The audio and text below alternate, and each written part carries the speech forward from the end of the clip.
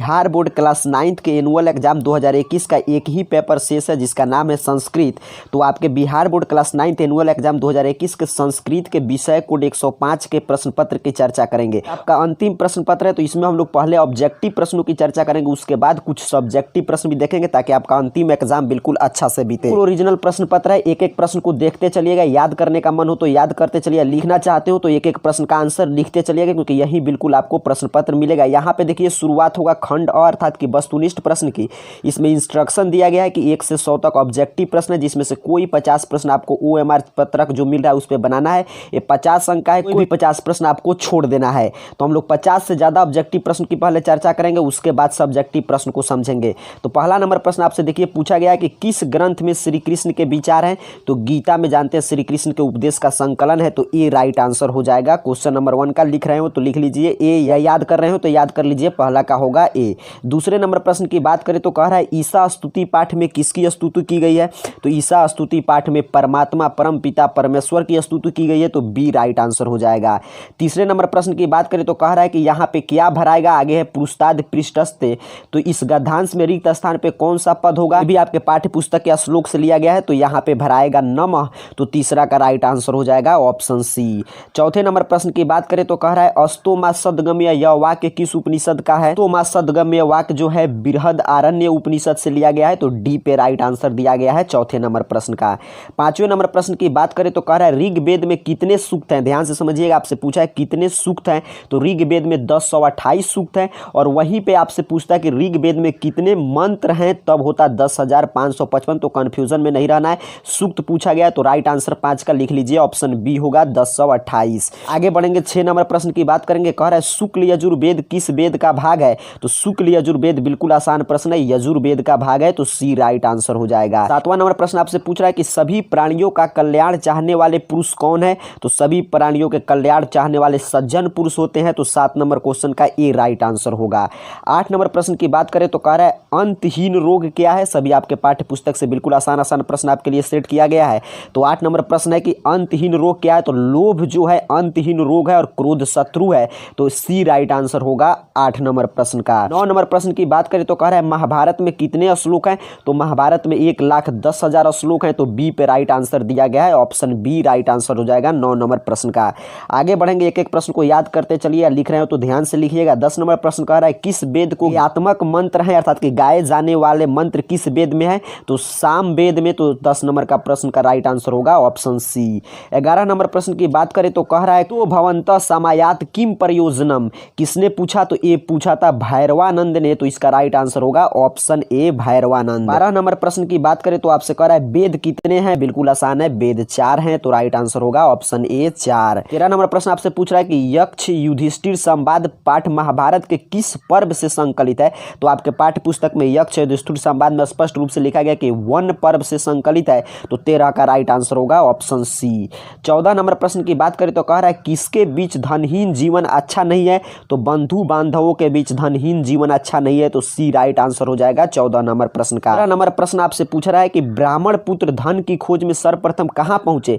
तो ब्राह्मण पुत्र जो है धन की खोज में निकले थे, तो सर्वप्रथम अवंती में पहुंचे थे, तो बी राइट आंसर होगा 15 नंबर क्वेश्चन का। 16 नंबर प्रश्न की बात करें तो कह रहा है लोभाभीष्ट चक्रधरा पाठ ग्रंथ से लिया गया है, आपसे पूछा गया है, लिया गया है पंचतंत्र विष्णु शर्मा का, तो राइट आंसर हो जाएगा ऑप्शन सी पंचतंत्र। 17 नंबर प्रश्न की बात करें तो कह रहा है कश्च में कौन संधि है। कश्च में का संधि विच्छेद कीजिएगा तो मिलता है कह प्लस च, तो विसर्ग आ गया, तो विसर्ग संधि होगा, अर्थात कि 17 का ए राइट आंसर होगा। 18 नंबर प्रश्न की बात करें तो कह रहा है स्वर संधि के कितने प्रमुख भेद हैं। तो स्वर संधि के 5 भेद होते हैं, बी राइट आंसर याद रखिएगा। 18 नंबर प्रश्न का हो जाएगा ऑप्शन बी। 20 नंबर प्रश्न की बात करें तो कह रहा है किस संधि में व्यंजन के साथ व्यंजन अथवा स्वर का मेल से विकार उत्पन्न होता है। तो व्यंजन के साथ व्यंजन अथवा स्वर वर्ण का मेल होता है, तो उसे हम बोलते हैं व्यंजन संधि, तो राइट आंसर होगा ऑप्शन सी। आगे बढ़ेंगे 20 नंबर प्रश्न की बात करेंगे, बिल्कुल आसान संधि विच्छेद पूछा गया, विद्यार्थी का संधि विच्छेद, तो विद्या प्लस अर्थी, तो 20 का याद कर लीजिए, ऑप्शन ए राइट आंसर होगा। 21 नंबर प्रश्न को हम लोग छोड़ेंगे, ऐसे आपको लगातार प्रश्न बनाना भी नहीं चाहिए, आपको 85 प्रश्न बनाना है 100 में से। यदि लिख रहे होंगे तो ध्यान से लिखिएगा क्योंकि हम 21 नंबर प्रश्न को छोड़ रहे हैं, 20 के बाद सीधे बात कर रहे हैं 22 नंबर प्रश्न की।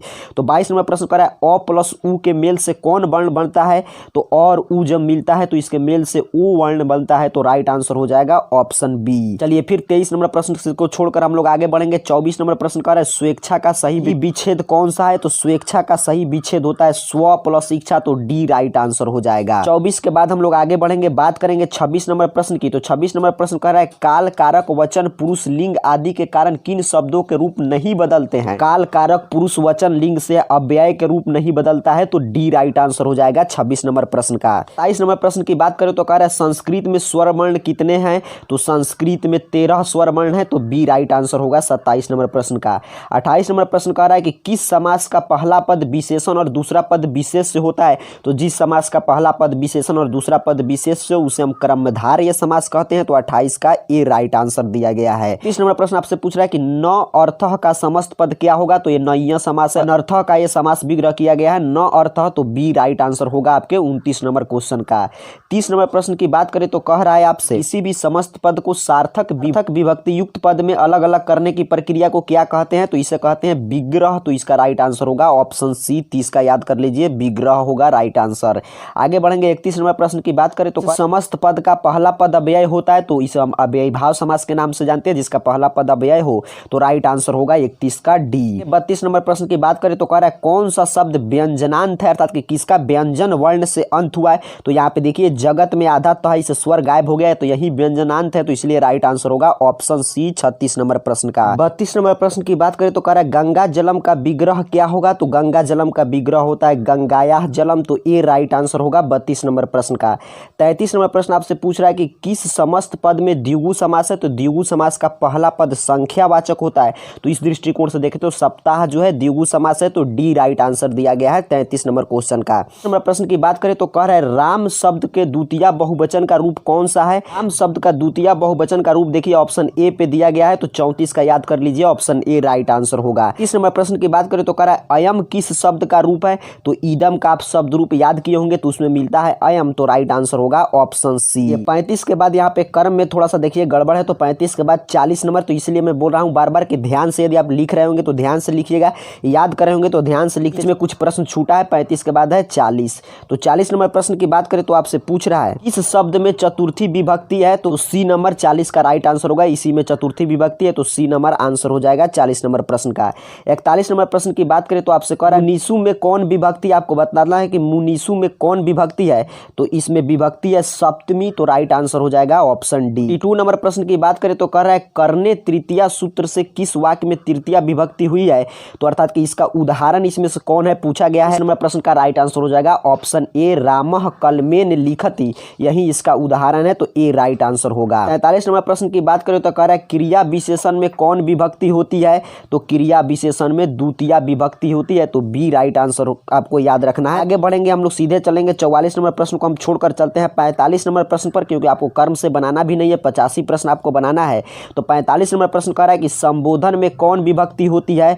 तो संबोधन में प्रथमा विभक्ति का प्रयोग होता है, तो ए राइट आंसर होगा। 45 नंबर प्रश्न की बात करें तो कह रहा है सव्याघ्रात बिभेति वाक्य में व्याघ्रात पद में पंचमी विभक्ति किस सूत्र से हुई है? तो इसका राइट आंसर ऑप्शन सी पे दिया गया है, तो याद रखिए 46 का राइट आंसर होगा ऑप्शन सी। 47 नंबर प्रश्न आपसे पूछा गया कि किस सूत्र से षष्ठी विभक्ति होती है? से षष्ठी सूत्र से षष्ठी राइट आंसर होगा।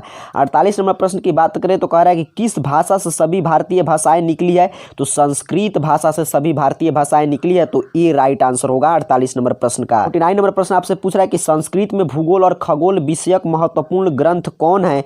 तो ये महत्वपूर्ण ग्रंथ है आर्यभट्टियम, तो राइट आंसर 49 का हो जाएगा ऑप्शन सी। 50 नंबर प्रश्न की बात करें तो कह रहा है धातु कितने प्रकार के हैं?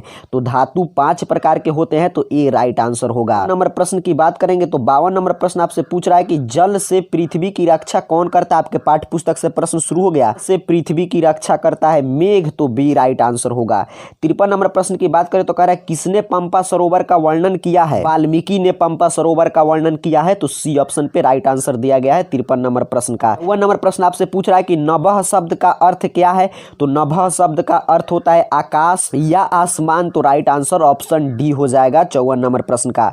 चलिए 55 नंबर प्रश्न की बात करेंगे। 55 नंबर प्रश्न कर रहा है कि ज्ञानम भारः क्रियाम बीनम पाठ पंचतंत्र के किस तंत्र से संकलित है? तो पंचतंत्र के अंतिम तंत्र से संकलित है, तो सी राइट आंसर होगा आपके 55 नंबर प्रश्न का। 56 नंबर प्रश्न आपसे पूछा जा रहा है कि अहो न युज्यते एवं कुर्तम किसने कहा है? यह कथन किसका है? कथन तृतीय व्यक्ति का था, आंसर हो जाएगा ऑप्शन सी तृतीय। नंबर प्रश्न आपसे पूछ रहा है कि बीतस सस्य का अर्थ क्या है? तो बिल्कुल आपके पाठ्य पुस्तक के अंतिम में जो शब्दार्थ रहता है वहीं से प्रश्न लिया गया है। सस्य का अर्थ होता है धन का अर्थात कि वित्त का, तो राइट आंसर हो जाएगा ऑप्शन बी धन का। 58 नंबर प्रश्न की बात करें तो आपसे पूछ रहा है कि सुबुद्धि पेड़ से उतरकर कहाँ गया? तो सुबुद्धि पेड़ से उतरकर घर गया, तो ए राइट आंसर हो जाएगा 58 नंबर क्वेश्चन का। 59 नंबर प्रश्न आपसे कह रहा है कि नीति पदानी पाठ किस ग्रंथ से संकलित है? नीति पदानी पाठ नीति शतक ग्रंथ से संकलित है, तो ए राइट आंसर होगा 59 नंबर प्रश्न का। आगे बढ़ेंगे 60 नंबर प्रश्न की बात करें तो कह रहा है बाधा की डर से कौन कार्य आरंभ नहीं करता है? तो अधम व्यक्ति बाधा के डर से कार्य आरंभ नहीं करता है, तो बी राइट आंसर होगा 60 नंबर प्रश्न का। 61 नंबर प्रश्न कह रहा है कि कौन बुद्धि से जड़ता को नाश करती है? तो संगति जो है बुद्धि की जड़ता को नाश करती है, तो राइट आंसर होगा ऑप्शन ए सत्संगति।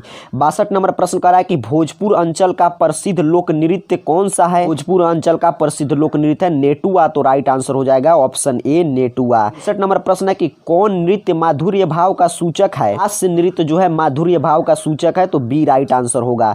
64 नंबर प्रश्न की बात करें तो कह रहा है सोहर कौन गीत है? तो सोहर आपका संस्कार गीत है, तो सी राइट आंसर हो जाएगा 64 नंबर प्रश्न का।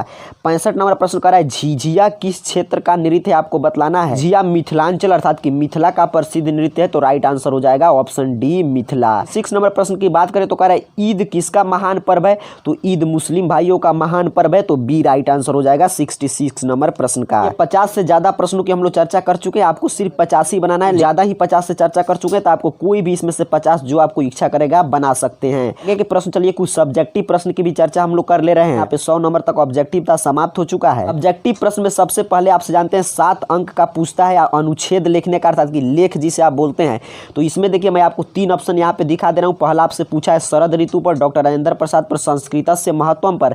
तो इसमें से कोई आप तैयार करके लेकर जा सकते हैं। यदि आपको नहीं मिलता है यहाँ पे मैं आपको संस्कृतस्य महत्वम का जो है लेख दिखा दे रहा हूँ कि एकदम सिंपल भाषा में। इसको यदि आप चाहें तो इसको रोक कर लिख सकते हैं या स्क्रीनशॉट लेकर भी लिख सकते हैं, या ऑप्शन है बस इस तीनों में से कोई आप एक तैयार करके जा सकते हैं। लेकिन संस्कृतस्य महत्वम पे आपको लिखना है तो आपके सामने दिखाई दे रहा है, इसको आप रोक कर लिख लें या स्क्रीनशॉट ले लें। आपका 7 अंक कंप्लीट हुआ। चलिए अनुवाद की भी बात करते हैं। तो यहाँ पे देखिए आपको 6 ही अनुवाद बनाना होता है। यहाँ पे स्पष्ट रूप से लिखा गया है कि इसमें से कोई सी 6 का अनुवाद बना लीजिए। तो यहाँ पे अनुवाद भी आपको दिखाई दे रहा है। अनुवाद आपसे पूछ रहा है पटना एक नगर है, आपको बतलाना है। फिर दूसरा नंबर है कि इसके उत्तर में गंगा नदी है। तीसरा है मैं पटना गया था, मेरे साथ तुम भी थे। 5वां नंबर है पटना में गोलघर है। 6ठा नंबर है तुम गोलघर देखोगे। तो ये 6 अनुवाद आप पहले से बनाकर तैयार करके लेकर आपको जाना है। तो एक एक प्रश्न को लिख लीजिएगा। चलिए इस तरह आपका संस्कृत का भी टेंशन समाप्त हो चुका है। आप सभी को बहुत बहुत धन्यवाद।